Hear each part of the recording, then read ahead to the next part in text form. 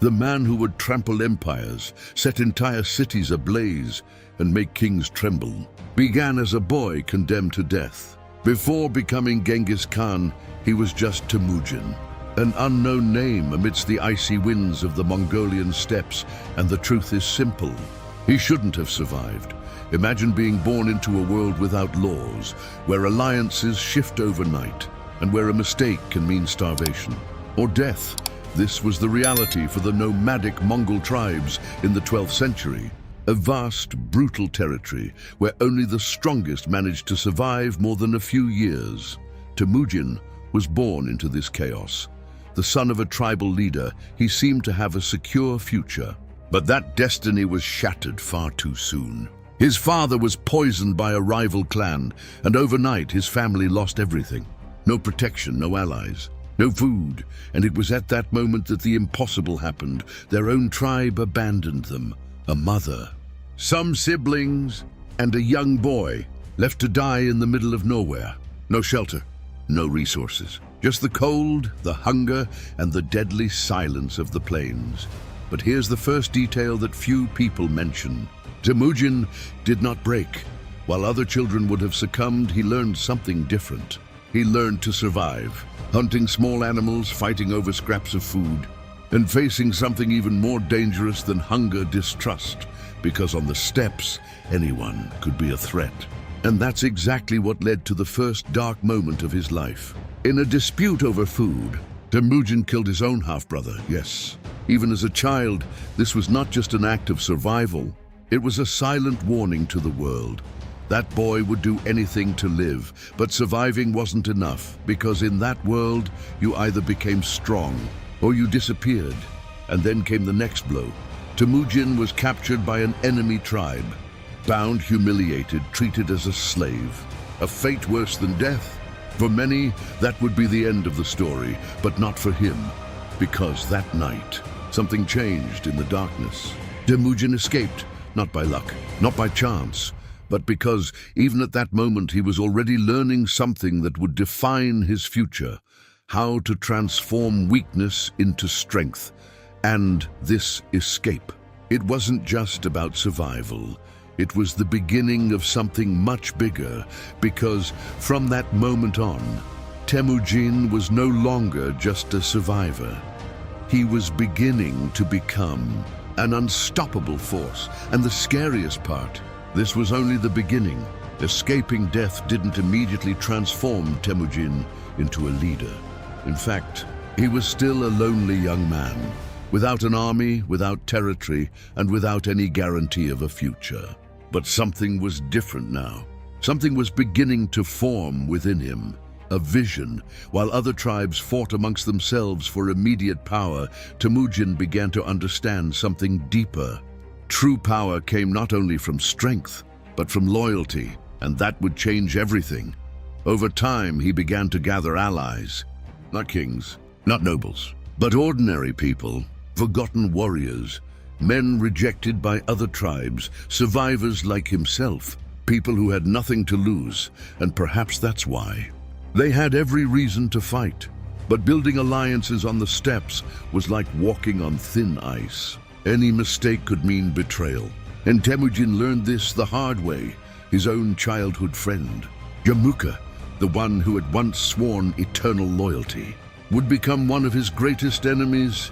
Yes, the man who grew up beside him, now wanted to see him dead. And here, something crucial happens. Temujin made a choice that no traditional leader would make. While Jamuka followed tradition, treating his followers based on lineage and status, Temujin did the opposite. He began promoting people based on merit. If a warrior fought well, he rose to the top. If someone demonstrated loyalty, they were rewarded. It didn't matter where it came from. That was revolutionary, and it's also dangerous, because by breaking the rules, he wasn't just building an army. He was creating a new form of power. But that came at a price. Tensions between Temujin and Jamuka erupted into war. Two worldviews collided on the steppes. On one side, the past. On the other, something entirely new. The battle was brutal, and Temujin lost. Defeated with his men scattered, he was forced to retreat. For many, it seemed like the end of his rise. Just another leader who tried and failed. But here's the point that changes everything. He didn't disappear. Instead, he learned. He learned from his mistakes. He reorganized his allies. He strengthened his bonds. And above all, he understood that it wasn't enough to fight like everyone else. He needed to be different, faster, more strategic, more ruthless, and then little by little, he came back stronger, more prepared, more dangerous, and what nobody realized at that moment. The thing is, that defeat wasn't the end. That's what transformed Temujin from a mere survivor into a true commander. And now, he was no longer just fighting to live. He was beginning to struggle for dominance. Now Temujin was no longer just a rising leader. He was becoming a real threat. His forces grew, his allies multiplied, and most importantly, his reputation began to spread across the steppes. Stories of a ruthless, strategic warrior, unlike any other Mongol leader. But there was still one obstacle: Jamuka. The confrontation between the two was not merely personal, it was ideological. Two opposing worlds destined to collide once more. And this time, there would be no room for defeat. The battle that followed was unlike anything the tribes had ever seen. Temujin didn't fight like the other leaders. He didn't follow traditions. He didn't respect patterns. He adapted, innovated. Surprised, his warriors moved with incredible speed. Coordinated attacks, unexpected strategies. He transformed the chaos of the steppes into a weapon, and then came the decisive moment. Jamuka was defeated, but what happened next shocked everyone. Instead of executing his enemies in the traditional way, Temujin offered something rare in that brutal world: a choice, loyalty, or death, and many chose to follow him. This was not just a military victory, it was something far more powerful. It was psychological control.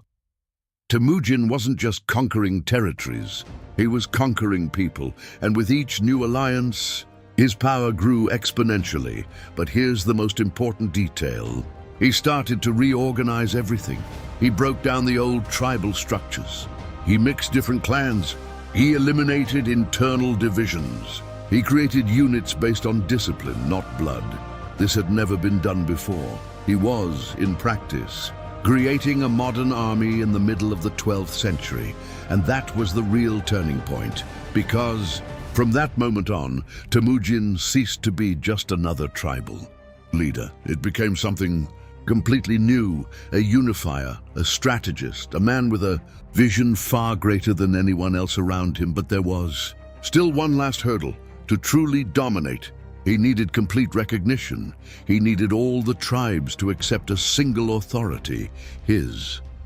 And then something historic happened. In a grand assembly on the steppes, leaders from various tribes gathered. The fate of the entire region would be decided there, and at that moment, Temujin has been given a new name, a name that would echo through history, a name that carried power, fear, and inevitability: Genghis Khan. And with that title, something that the world would never forget was officially born, the beginning of the Mongol Empire. But what's most impressive, all of this was just the beginning of the destruction that was to come. Now he had a name. No longer Temujin, but Genghis Khan, and with that name came something even greater than power. Purpose came, because from that moment on, it was no longer about surviving, nor about uniting tribes. The goal was to conquer the world. But here's what makes this story truly terrifying. Genghis Khan did not inherit an empire. He built everything from scratch. From the ashes of hunger, betrayal, and loneliness, a war machine was born such as the world had never seen. A disciplined, loyal, and brutally efficient army. But what was most impressive wasn't just the strength, that was the strategy. He used espionage, rapid communication, psychological tactics, and coordinated movements with precision almost impossible for the time. His troops could cross absurd distances in a short time, attacking where no one expected, and when they attacked, it was devastating. Entire cities disappeared. Larger armies were defeated. Entire kingdoms collapsed before they even understood what was happening. But here's the detail that many ignore. He wasn't just fighting to destroy, he struggled to control it. Instead of eliminating all enemies, he often incorporated the survivors into his own army. Engineers, archers, strategists, they all became part of something bigger. That's how he grew up, faster than any empire before it. And then came the real impact. What began in the isolated steppes of Mongolia began to expand. China, Central Asia, Middle East. Entire regions began to feel the weight of a name that no one could stop. And the most impressive thing? It all started with a boy, left to die, but perhaps the most important question isn't how he won. And yes, why couldn't anyone stop him? Because Genghis Khan was not just a conqueror, he was a system changer. He broke traditions. He rewrote the rules.